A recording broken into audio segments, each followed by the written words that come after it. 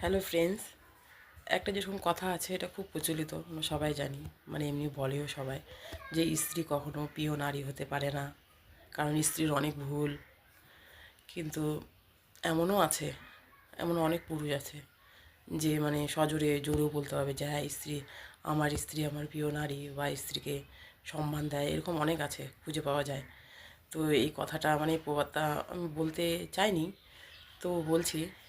মানে কিছু কিছু বলে যে হ্যাঁ স্ত্রী কখনো প্রিয় নারী হতে পারে না, স্ত্রীর অনেক ভুল থাকে, আমার প্রিয় নারী আমার মা, বোন, বা কেউ বলে দিদা, এরকম বলে থাকে। কিন্তু এখন মানে দেখা যায় কিছু কিছু পুরুষ আছে যে বলে যে হ্যাঁ, আমার প্রিয় নারী হচ্ছে আমার স্ত্রী, কারণ ও হচ্ছে তার সারা জীবনের সাথী। তারপর অনেক কিছু আছে, অনেক কষ্ট সহ্য করে তার সন্তানকে পৃথিবীতে নিয়ে আসে। যারা বুঝে তারা এটা জিনিস বলে।